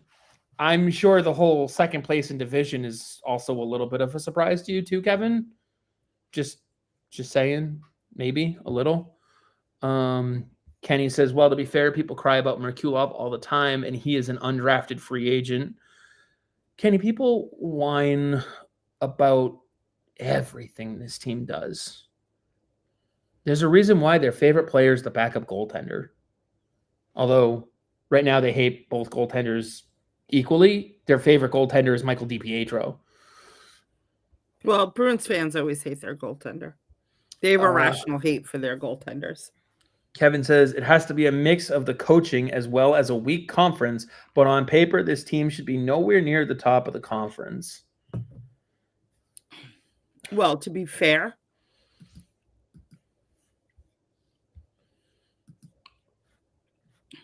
in the conference, there's 6 out of 16 teams in the conference. Yeah. They're behind the Islanders, Pittsburgh, Detroit, New Jersey, and Carolina. Right. But they're only behind Pittsburgh and the Islanders because the games at hand. They have the same amount of points as Pittsburgh and New York. Yeah. Let me ask you this, because I keep hearing, as I think, because Kevin said this, keep hearing how weak the Atlantic is. Do you think the Atlantic is that weak? Or obviously we know Toronto is a disaster. Florida's banged up till there's no tomorrow. We already talked about how injured they are. Ottawa's pretty damn banged up themselves. They don't have Tkachuk still. They don't have Shabbat. They don't have... Yeah, he said on his podcast he wants to be back by American Thanksgiving. Tkachuk? Yeah. Brady Tkachuk said on his podcast that he has an appointment coming up and he's hoping to get cleared to be able to be playing by American Thanksgiving, which is next week. Which is fine, but they've still been without him for a month. Right. No. I'm just saying that he's close to being back. Right, which means watch out for Ottawa. Right. Tampa Bay they're in a transition. They're still trying to get younger and that sort of thing to try to keep their window open. They'll be interesting to watch at the trade deadline. But anyway, we all knew Montreal was going to be good, but they're young and raw and still learning to win. Mm-hmm. But we knew they were going to be competitive. And then Detroit, what was everybody saying about them last year? They need a goaltender. They need a goaltender. What did they do? They went and got one of the best ones who was available in John Gibson. He didn't start well, but he's been playing well since. Mm-hmm. Like, is the Atlantic really that bad? Or is it just upside down a little bit because so many players on the best teams are injured? Well, I think it's a mixture of both. I think that the Atlantic is still one of the toughest divisions across the league. When you look at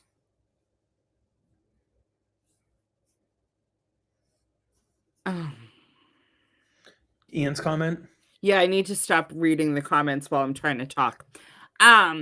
So I think if you look at the division, if you step away from the injuries, if you look at the division historically we'll just even go back the last 10 years, there were 3 or 4 teams in the mix, but one of them was always running away with the division. And for a majority of the time, it was the Bruins or Tampa Bay. Now Florida's in there. Toronto's been in there a little bit. Toronto's always been like, we're going to make the playoffs, but we're not going to do much in the playoffs. Yeah, we're going to finish second or third, and we're going to play Tampa, and we're going to play the Boston, Bruins, and we're going to lose. Yeah, and we're going to get bounced and whatever. But it was always like Buffalo was an afterthought. Ottawa was an afterthought. Montreal for a while was an afterthought. Well, now, because of injuries and retooling in some of the teams, they're all kind of there. Yeah. Like when Florida gets healthy, and it may not be this year, it may be next year. But when Florida gets healthy, if they're able to bring back their players too, do they all of a sudden become the powerhouse that they were the last 2 years? Well, it's funny that you should say that. Most of their players that they would want to keep are already signed and under contract for next year too. Right. Like they have their free agency class this year is Greer, Schwind, Kunin, Gregor, and Samoskevich, who's an RFA. And then they have 3 defensemen. And the only one that people probably will have heard of is Jeff Petrie. Right. Well, and then, in Florida, there's the whole tax issue that's the only reason why people want to play in Florida. That was sarcasm, by the way. Yeah, well, I mean, no one wants to play for a team that's won back-to-back Stanley Cups. No one ever wants to join that team. No. So, and no one wants to play for Paul Maurice. Or with Matthew Tkachuk. Or Alexander Barkov. Right. Like, they don't have any draws other than palm trees. They have palm trees, too. Let's not forget that, because that's why people don't want to go to Buffalo. They need palm trees. Can I also just say maybe, Kevin, I know you've been kind of conversing back and forth a little bit here in the comments, but can the Bruins possibly just be this good? They are still the only team that has handed Colorado a regulation loss. I again will say it. I've said it 100 times. If this team stays healthy, which they're not right now, but if they're fully healthy, they're going to fight for the division lead. And now we bring in Kevin's comment of, you guys haven't done a what if segment in a while. What if they don't stay healthy? That's not Kevin, that's Ian. I said, sorry, Ian. Ian's question or comment. No, like you said, right now they're not healthy.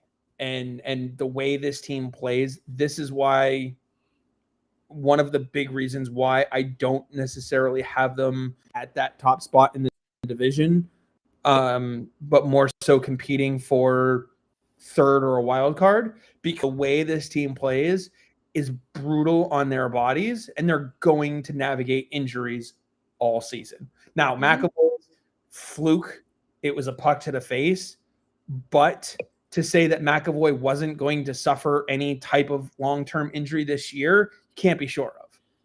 It just happens to be a puck to the face and not, a bone bruise from a puck to the shin. You know what I mean? Whoop, did I lose you? No. Okay. Sorry, my computer was just yelling at me. My AirPods are dying, so I didn't know if I lost you. You just switched over to my computer. That's all. Let's see. Kevin says, is what I believe is part of the reason for their placement in the standings. Coaching. The Bruins are right in the mix to win the conference. Just trying to catch up on a few of these to see if there's anything that let's see. Kenny says, I wouldn't. They already won 2 and would sign in Buffalo since they are due for Stanley Cup. Big brain it. I have to agree with Dom's comment, though. The difference between the East and the West. And there's always been a huge difference between the East and the West for a while now. Because everyone thought that Pittsburgh was going to be horrible this year. Yeah, right. And they're right in it. But for those who aren't reading it on the screen, he says the difference between East and West is the West's top teams have more bottom feeders to feast off of right now. The East has more parity. And that couldn't be more accurate. Even Nashville has only won 6 games. Mm-hmm. They've played 20 games. They have found a way to lose 14 times. That's tough. St. Louis has only won 6 games. Yeah. Calgary's only won 5. Right. Those are the bottom feeders, and those are the 3 that are going to start to look to make moves. The one that makes me laugh, though, is Toronto's only won 9. Sorry. I don't know. I kind of like the fact that St. Louis has only won 6, because remember when some of us said that Jim Montgomery might not be a good coach? Last time I checked, some of the people in St. Louis are ready to move on from him every bit as much as some of the guys in Toronto are ready to move on from Craig Berube. Maybe those 2 teams should just switch coaches. Oh, God, no. Can you imagine Montgomery in Toronto? I know. He would get eaten alive. Actually, that might be a good thing. There was a game where he was, and I think they talked about it on Short Shift. There was a game where he was singing along during a timeout that his team took. His assistant coach is over there writing the play out on the whiteboard. Yeah, but that's Monty. That's how he was. Because when he called the time, when it was situational and they were doing plays, it was never Montgomery. It was always Leach. I know, but it was either always Leach or it was always Sacco. It was never Montgomery that was doing the play on the board. It was never Montgomery. That's just. But it's Sturm sometimes with the Bruins, unless it's Spot.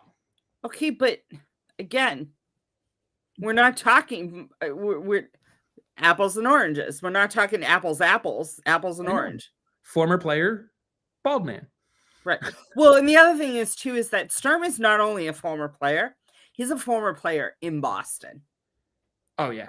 And how much you want to bet, and you might know this better than I, but I'd be willing to bet that you talked about unobstructed views in the conversations between Tuukka and Raycroft and Bergeron and how Bergeron explains things as a forward. How much do you want to bet Sturm talks exactly that same language and knows it just as much as Bergie? Well, and especially since Sturm also was coaching in the AHL last year. Kenny, God forbid a bald guy catches a vibe. There was a comment Kevin said, or Kenny says, I wouldn't. Oh, no, that was the big brain comment. Tonight will be a good measuring stick, as Kevin points out. Ian says people in Buffalo don't even want to be in Buffalo, which is true. Except for Bill's Mafia. Well, yeah, but they're not rooting for Sabres. It's not the Sabres Mafia. They Well, he said people in Buffalo. He didn't specify which Buffalo. Fair. The good Buffalo or the Sabres Buffalo. Listen, I would take Josh Allen over anyone, so. Yeah. For now. We'll see. Don't be dissing my Josh Allen. Just saying, we'll see if that changes in a couple of years. You know that I'm a Bills fan, right? I know. Just saying, you might be wishing someone else down the road, when they continue to not win Super Bowls. Kevin says, so could we possibly look at it in this way? No, at least I didn't get slapped this time.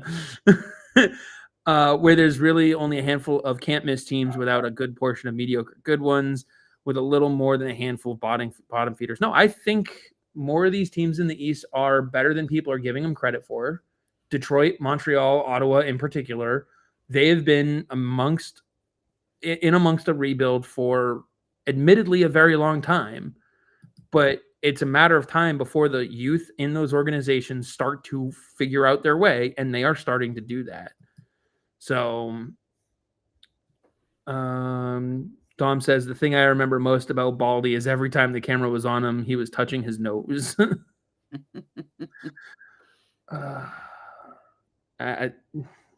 Yeah, anyway. We were talking about the road trip. We really got off of that one. Oh. Anyway, do you consider 5 points on this trip a success? Out of possible 8? Yeah, of course. What would you consider a failure? Like, what's the maximum they could earn and still have it be considered a failure on the trip, given how banged up they are? But before I have you answer that, Kevin says, no, that's for the whole league, not just the East. No, Kevin, I would apply what I said across the whole league too. I think New York is better than people are giving them credit for. Columbus is better than people are giving them credit for. Philadelphia is a tougher out than people wanted to give them credit for coming into the season. The Rangers are still trying to sort things out, but they still have the ability to win games, mostly only on the road right now. But if they can figure it out at home. You're naming off East teams. He said not just the East. I'm getting there. Oh. Before I only listed off the Atlantic.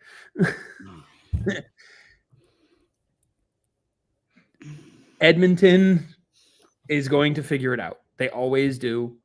Goaltending will still likely be their downfall. But their defense overall has been fine so far. Do we really think San Jose is the 6th worst team in the Pacific right now? Do you really think they're that much worse than Seattle or the Kings? I don't think so. Calgary and Vancouver. Vancouver's got a few things to sort out, but they can easily turn it back around. So,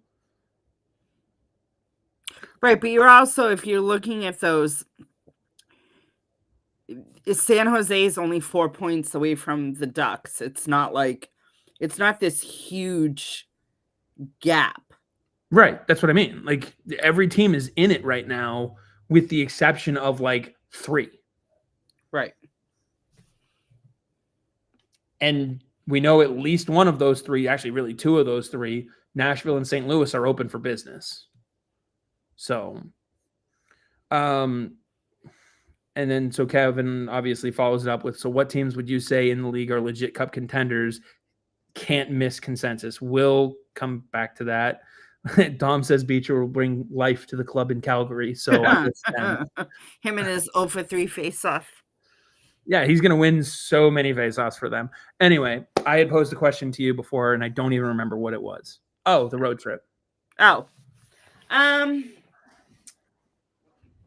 absolute failure is coming back 0-4-0. That's an absolute failure if they come back winless on the road trip again.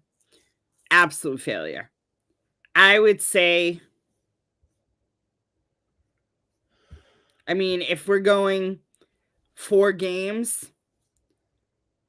1-1 would be, that's at least 3.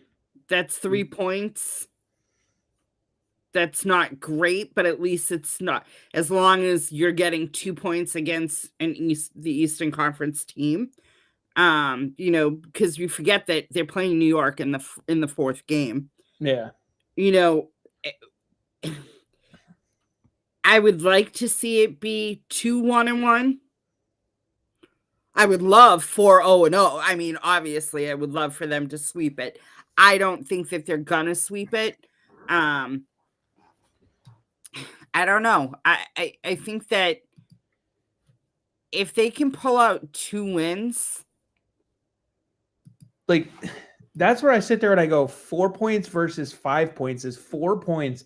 Now the worst case scenario, like you said, is 0-4-0.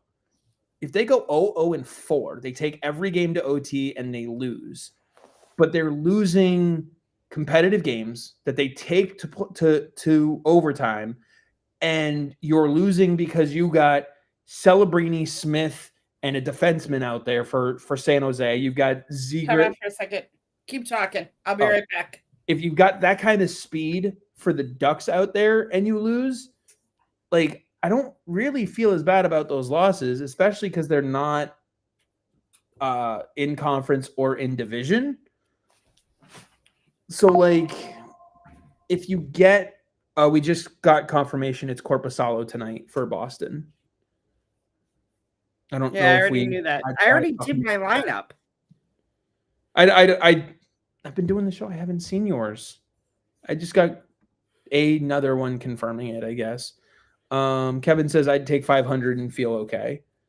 Well, are you feeling okay because you want them to win, or are you feeling okay because you want them to lose, Kevin?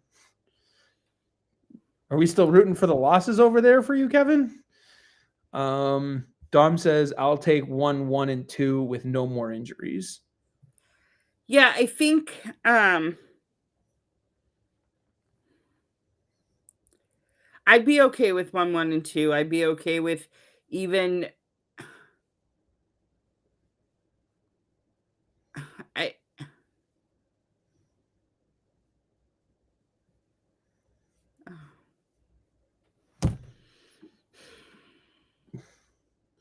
Kevin, just so you don't forget, Drake May is here and he's only getting better, and the Bills are in for a rude awakening. This is our division. We'll do football another time, Kevin. Yeah. Anyways, what was that? So how would you feel about 0-4? Yeah, I mean, 4 points. If they go 0-4, it's like the beginning of the season when they were losing those close games, but at least they're getting a point out of every game. I don't know if that's a morale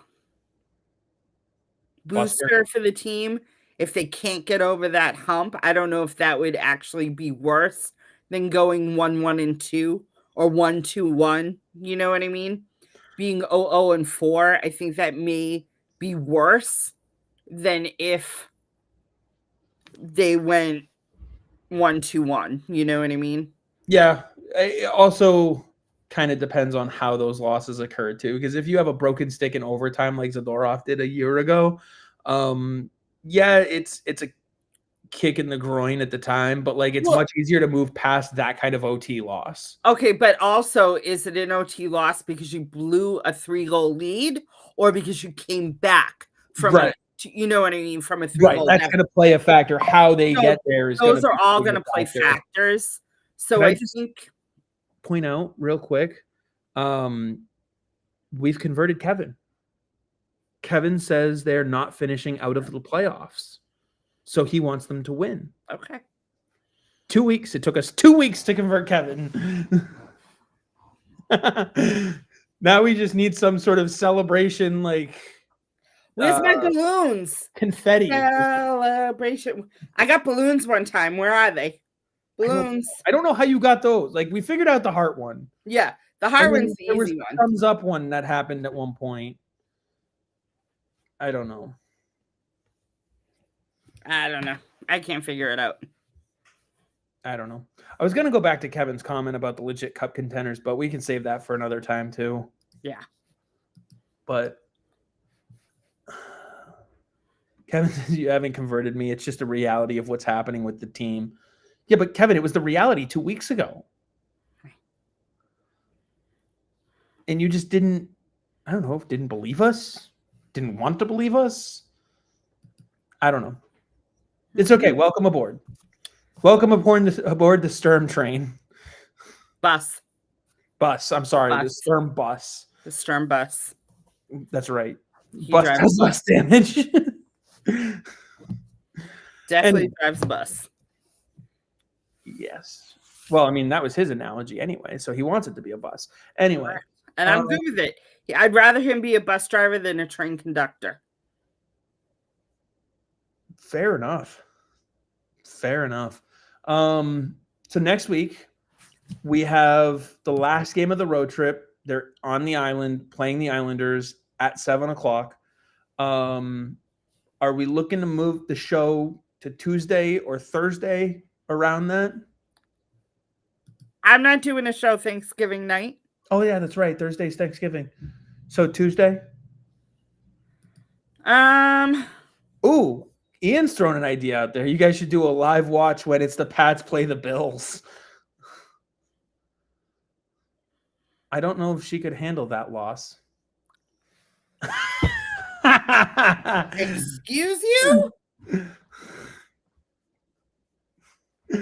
Kevin says, yeah, the reality 2 weeks ago was they could go either way, really bad or on a tear. Then they went on a tear, so win. Kevin, that's what we said they could do. I'm letting her get the shock of a Bills loss to the Patriots out of her brain. Kenny says, Bruins can win and still have a high pick. I could cheer for the Bruins to win and the Leafs to lose and get both. Life is good. Yeah, the Leafs really hate the fact that they lost Mitten for Carlo. Zadorov is wearing the third A tonight. Fluto just tweeted that out. Well, he is the next captain. If you ask some, yeah. Kevin says Gayle wouldn't be very hard watching the Bills lose on live stream.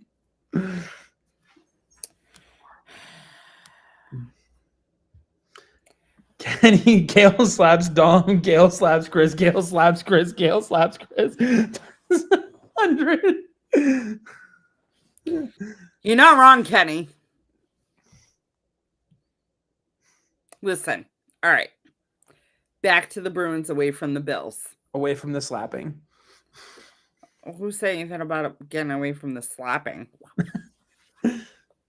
No. So realistically, this road trip, it depends, again, on what the defense shakes out in front of Swayman and Corpy. You got to remember, who is in net against Colorado? I'm having a brain cramp. Not Colorado, Carolina. Swayman. That was his first loss in 6 games. That sounds about right. Yeah. And the team in front of him was not great. Right.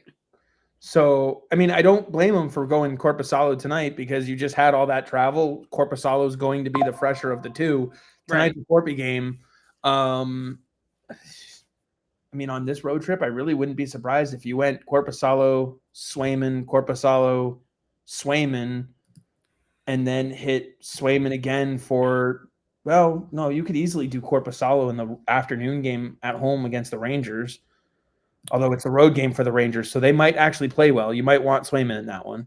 Right, but the thing is, there's enough time that if you go, you could go Korpisalo, Swayman, because there's enough time between the games.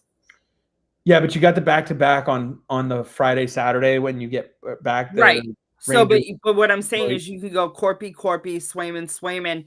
You could put Swayman again against New York and then Corpy against Detroit. I guess the question is, do you want to put Swayman against the team that's competing with you right now for first place in the division? Well, I think I think in all honesty, the way the goaltenders are playing, it's indicative of the team in front of them. So I think it depends on, because the goals that they're giving up, sorry. I think the goals that they're giving up, there's a couple in there that you're like, oh, you should have had that. Yeah. But there's not a lot of those. Not like last year where you were like pulling your hair out, like what are these goaltenders doing?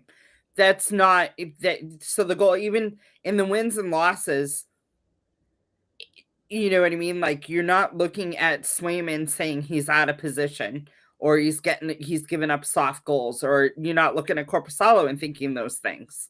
You know what I mean? So I think that it's not necessarily, do you want Swayman playing against the team you're battling for first place? Because there's still 5 games between them and Detroit right now. Detroit could all of a sudden take a nosedive and Montreal could be back in the lead again. Yeah, it's a close race, so we'll see how they do it. Kevin says as long as Connor Geekie scores tonight, I'll be good. So that means I should put money on Zacha to score. Is that what that means? I think one of the things that we have to keep in mind is that it has to be someone other than 39, 88, 27, and 91 stepping up, to quote Marco Sturm. Yeah, I'm very interested to see how Matej Blumel does after his first game. It wouldn't be the first time. We saw it with Steves as well, where his second game was significantly better than the first. Mm-hmm. And so I'm curious to see how he does now that he's gotten some feedback from that game, been able to watch tape from that game, process. No, it's not the same kind of bump that other players would be getting because he's more of a veteran of it. But like, I don't know. I wouldn't be surprised if he got 1 or 2 tonight. It could happen. He certainly knows how to find the back of the net. It's just, can he do it against Dostal, or is he just playing so well? I mean, we'll see him in the Olympics. So, can we discuss the new dress code? Okay, but before we do, I have to ask: did you see? Just speaking of dress, did you see the jerseys for the outdoor game in Florida? Ugh, yes. I had to laugh at short shifts. Breakdown. The 70-year-old man's legs. Yeah. Oh my God, I nearly spit out my drink at work. Shout out Thomas for that one. That's it. Yep, dress code. Go ahead. That's all. Your reaction. I don't like the new casual. I don't like it for the NHL. I like the suits, or at least professional look. Like the other day, Geeky showed up like he was going to a construction site. Yeah. I mean, did you see him? He had like a Carhartt jacket on. Kevin, if you have not seen the jerseys, I will send them to you. They are for the New York Rangers and the Florida Panthers. And that Florida Panther looks anorexic. Yeah, his legs. Oh, his legs are in general, it looks like an anorexic panther, but yes, the legs are they're toothpicks. Yeah. The tapered end of a toothpick, not the middle thick part either. Someone tweeted that it looked like AI back in the 1970s or something like that. Yeah. No, I don't like the casual looks. I don't like it looks like Kevin's gonna Google it, so I want to see his reaction. Kevin, put your reaction in the comments. Sorry, I didn't mean to cut you off. It's all right. It's like, it's too, like, that was one thing the NHL had over the other sports, because football, they don't care. NBA, they don't care. The NHL always was professional, and to me it was, it was just so much better. But now it's like, I don't like it. I don't like it at all. And it just brought it up because the Bruins tweeted, because Hampus Lindholm's still in a suit, and it says this man doesn't know casual, because some of the other players are very casual. And I feel like we're going to still see that level of professionalism from the Europeans. Yeah. I really think it's mostly going to be the U.S. players, even to some degree, some of the Canadian players, but even the Canadian players, like a lot of them still do shirt and tie at the youth level. So like most of them will carry that. Like you said, it's a way of carrying yourself. And I mean, do I think it should be you have to wear, like, I don't think the league should mandate that they do it, but I do think a team in of itself, a team like the Bruins, because of the way they handle themselves and the way they claim to be as an organization, they should hold themselves to that standard. Well, and that's like even like, so it doesn't necessarily have to be a suit either. Like the other night, Nikita Zadorov had a very nice black 3-button polo with nice dress pants. I'm okay with that. Even Geeky tonight had like a teal green polo, which is kind of, I don't know. And like his pants are a little too short, but Ian, what are you trying to say? I'm currently wearing a Carhartt jacket. You're not walking into an arena about ready to put the Spoke B on and skate on the ice. Real quick, walk into an arena with a Spoke B on, but your name's not on the back of the jersey. Right. Two things. Kenny says that the Flames are looking like they'll go 1-0 in the John Beecher era, so hooray for them. And then Dom says that he's getting the Ducks feed tonight, so now he's disappointed he won't get dining playbook. Kevin's seen the jersey, and his first reaction is WTF, that is a Temu Panther with peg legs. And then describes him as the most atrocious jerseys he's seen in a while. We have Meth Bear, but they have Bath Salts Panther. Isn't that more like Meth Head Panther? Really? Kenny says we did shirt and tie at the youth level or team apparel for road games. Yeah, I know, Dom. Dress code was part of the CBA. Players wanted it out. Seems like that's the only leverage thing that the players got, though. Like, there really wasn't a lot that the players got, and if they wanted it that bad, then fine. John Beecher, 13 shifts, 9 minutes, 9 minutes, 49 seconds, 2 shots, 1 block shot, 1 hit. That's his best game all season if he took 2 shots. Shorthanded time on ice, 2 minutes, 36 seconds. Face-off losses, 1. Face-off wins, 0. Well, he's kept that streak going. Yeah. Let me just see if he had. Oh. Wait, shots. So he got 1 shot tonight, you said? 2. 2. Sorry. The last time he got 2 shots on goal in a game was October 19th against Utah. The game before that, which was the Colorado loss, he got 3 shots on goal. He had 6 shots with the Bruins. He was averaging 1 shot per game, so he is still on pace for that. No, Dom, it was not the first hit of his career. But I bet so the question is, will John Beecher get a video tribute? when Calgary comes to Boston in January. It's January? January 8th. Oh, man. I'm sorry. Boston goes out to Calgary before Calgary comes here. Does John Beecher get a video? Is it wrong where I sit here and I go, I think they'll do it? They shouldn't, but I think they will. Like, they'll give him something. Even if it's like 30 seconds compared to a 3-minute video that they should do for Marchand, like, they're going to do something. Ian says, I am a 5'9" and body of an elderly man who would get killed in under 30 seconds on the ice. Kenny says Dom is missing out. I can't imagine getting through a Nesson game without Jenny get your bearings. Kevin says no, they actually do bath salts in Florida, so it's not whatever I said, which is fine. Yeah, unfortunately I do think Beecher will get some semblance of a tribute video.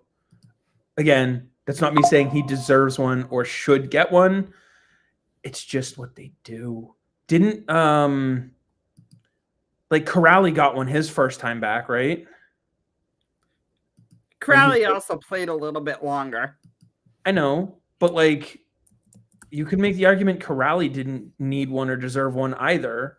So I just think if Corrali got one, Beecher is going to get one. They're just doing them for everybody. So I did just notice the time, though. We've got like 5 minutes before puck drop. So Corrali played 6 seasons in Boston. Okay. Beecher played 6 games in Boston. Huh? Beecher played 6 games in Boston. Right.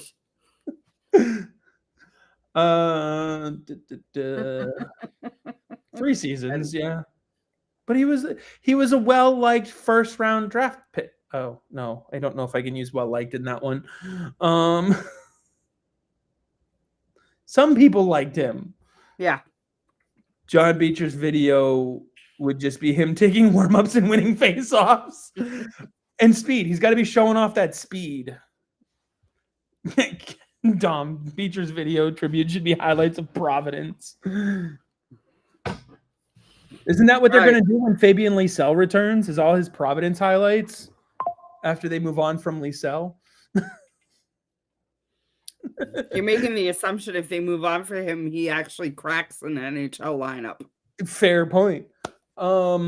Yes. All right, we're going on 2 hours, bud. Do you have any? I know you mentioned we talked briefly about them. Do you have anything that you want to add on the fleet before we sign off? Yes. I have a lot on the fleet. Forget. Huh? So the floor is yours. All right. So first off, we know that they named Megan Keller captain. That was kind of a given. We knew that was going to happen. Tomorrow they're doing a virtual media availability with GM Danielle Marmer, the head coach Chris Spar, and Megan Keller. They released 4 players from their camp tryouts today. The one I am absolutely shocked about is Chloe Arude, Bussy. I don't know. She just got married. I forget what her married name is.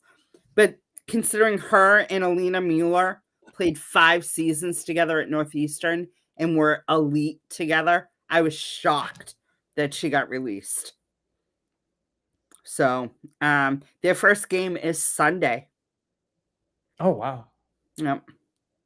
What time on Sunday? And is it home 1 o'clock? They kick off at 1 o'clock against Montreal at the Songa Center in Lowell. Anyway. Yours truly will be there. Nice. Yep. Nice. I'm going to have to try to get to a few of those this year because they're fun watches on TV. I can only imagine they're that much more fun in person. Yes. And I'd like to point out the games will all the fleet games will be on NESN. They are not NESN broadcasts. It is the league broadcasting through NESN's airwaves.